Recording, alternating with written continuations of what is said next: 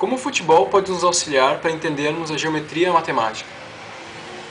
Bom, a geometria matemática ela pode ser entendida, pode ser observada num campo de futebol. A gente pode ver que nós temos pontos, nós temos ângulos, nós temos semi-retas, a gente tem uma metade de uma circunferência. A gente pode analisar geometricamente um campo de futebol e com isso deduzir áreas, deduzir o perímetro, podemos observar a geometria neste campo. Veja só, por exemplo, aqui, se a gente quisesse, por exemplo, deduzir o perímetro deste campo de futebol, a gente poderia pegar esta semi-reta, mais a semi-reta, mais a semi-reta e a semi-reta. A gente observa que temos aqui um paralelogramo. Isso a gente pode pegar uma noção do que é um paralelogramo.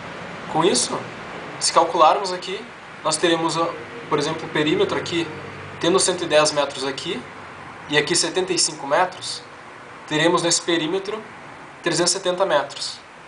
Esse é o perímetro deste campo, por exemplo. Podemos analisar também que a gente tem uma área total deste campo, que seria justamente a base vezes a altura, que nós teríamos então 8.250 metros quadrados. Podemos analisar também que num jogo de futebol nós temos 22 jogadores, 11 de cada lado. Então, se a gente quisesse calcular, por exemplo, através da matemática e tudo mais, a área de cada jogador que ocupa num campo, a gente já sabe que nós temos 8.250 metros quadrados num campo de futebol. Então, se a gente dividir pelo número de jogadores que tem nele, a gente vai observar que teremos 375 metros quadrados para cada jogador.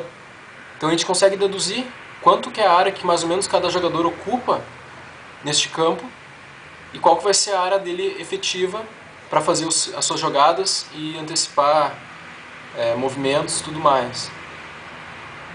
A gente poderia deduzir vários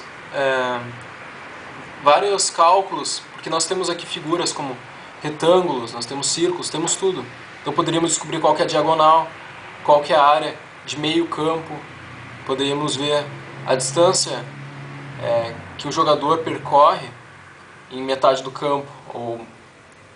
Enfim, nós temos muitas relações trigonométricas aqui, nós temos geometria, nós temos todo um sistema de matemática e geometria para estudar. Isso pode nos auxiliar muito para ensinar conceitos de geometria e de matemática.